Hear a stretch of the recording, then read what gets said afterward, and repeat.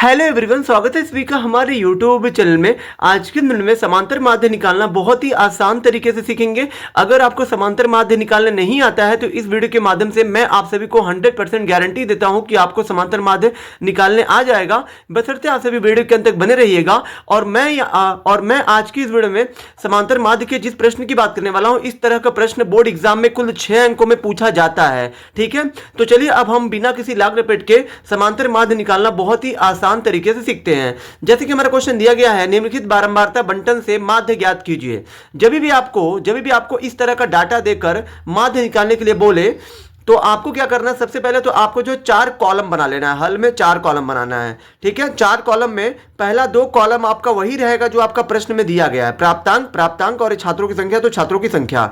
और तीसरा कॉलम आपका मध्य बिंदु का बनेगा और जो चौथा कॉलम आपका f गुणे x का बनेगा।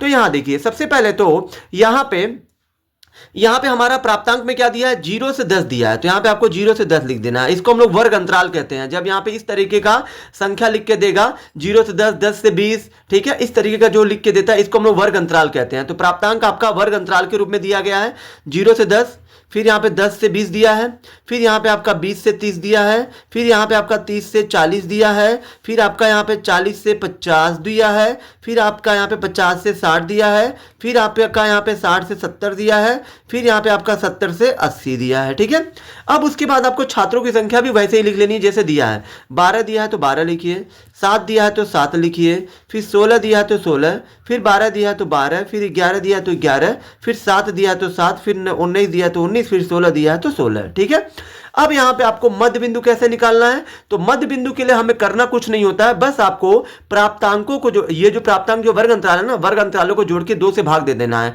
यानी कुल मिला जुला कर कहने का मतलब यह है कि वर्ग अंतरालों को जोड़ के आधा कर लीजिए। जैसे 0 और 10 को जोड़ेंगे 10, 10 का आधा कितना होता है 5, 10 और 20 को जोड़ेंगे 30, 30 का आधा कितना होता है 15। मतलब 2 से भाग देंगे अगर आप 30 में तो 15 बार में जाएगा।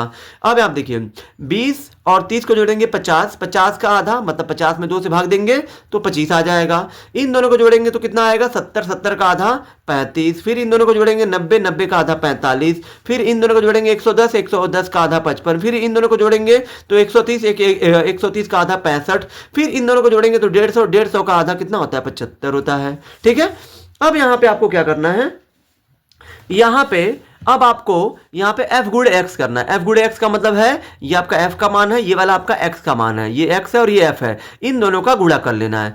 ठीक है, तो 12 25 कितना हो जाएगा 60, फिर यहाँ पे 7 का गुणा 15 7 कितना हो जाएगा 105, फिर 15 छक्का कितना हो जाएगा 90, 25 छक्का 150, 25 एकम 25 और 15 हासिल कितना होगा 40, यानी कि 400 हो जाएगा। 12 25 60 को 0, 12 36 यानी कि 36 और 6 42, फिर यहाँ पे 11 25 कितना हो जाएगा 55 हासिल 5, 11 चौके 44 और 5 कितना हो जाएगा 49, फिर 7 25 हो जाएगा 35, फिर 7 35 और 3 हो जाएगा 38, फिर यहाँ पे 19 का गुणा 65 में करिए, 19 25 95 हासिल कितना हो गया 9, 19 छक्का 114, 114 में 19 छक्का 114 में अगर आप 9 जोड़ेंगे तो कितना आएगा, तो ये आपका 114 में 9 जोड़ेंगे तो 123 होगा।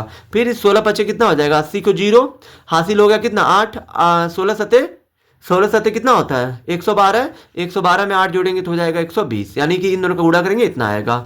अब आपको क्या करना है, अब आपको सिग्मा f लिखना है। यहाँ पे सिग्मा f का मतलब क्या है, जो ये छात्रों की संख्या है यही हमारी बारंबारता होती है। किसी भी समांतर माध्य के डाटा में दूसरा कॉलम आपका बारंबारता वाला होता है। बारंबारता को हम लोग f से दर्शाते हैं। तो यहाँ पे है जो है बारंबारता के सभी मानों को जब आप जोड़ेंगे ना तो जो आपको प्राप्त होगा उसी को हम लोग कहते हैं सिग्मा f। सिग्मा का मतलब होता है जोड़ना, f का मतलब है f के सभी मानों को। तो 12 7 16, 12 11 7 19 और 16 इन सबको आप जोड़ेंगे तो आपको 100 मिलेगा। और यहाँ पे हमें एक मान और चाहिए, यहाँ पे हमें चाहिए सिग्मा fx। सिग्मा fx का मतलब क्या है, इन जो है f गुणे x का जो ये जो सभी मानों का जो आप जोड़ेंगे जो आपको मिलेगा वही आपका सिग्मा fx होता है। सिग्मा का मतलब है जोड़ना, f गुणे x का मतलब है कि f गुणे x के सभी मानों को। तो इन सबको आप जोड़ेंगे तो यहाँ पे आपको मिलेगा 4300, आप जो जोड़ लीजिएगा। ठीक है, अब यहाँ पे देखिए हमें क्या निकालना, हमें पूछा है माध्य। तो माध्य को हम लोग किससे दर्शाते हैं, x बार से। तो माध्य बराबर क्या होता है सिग्मा fx और बटे में सिग्मा एफ, ये आपका माध्य का सूत्र होता है। तो यहाँ पे सिग्मा एफ एक्स का मान कितना है 4300, तो यहाँ पे 4300 रख दीजिए और बटे में सिग्मा एफ का मान यहाँ पे 100 है तो 100 रखिए। ये जो 00 से 00 कटेगा और यहाँ पे आपको कितना मिल जाएगा, यहाँ पे आपको मिल जाएगा 43 और यही आपका इस प्रश्न का माध्य होगा, यही आपका उत्तर होगा। आई होप कि आप सभी को ये वीडियो बहुत ही ज्यादा पसंद आई होगी। अगर आप हमारे चैनल पर नए हैं तो हमारे चैनल को लाइक, सब्सक्राइब और शेयर जरूर करें, जिससे आने वाली वीडियो की नोटिफिकेशन आपको मिलती रहे।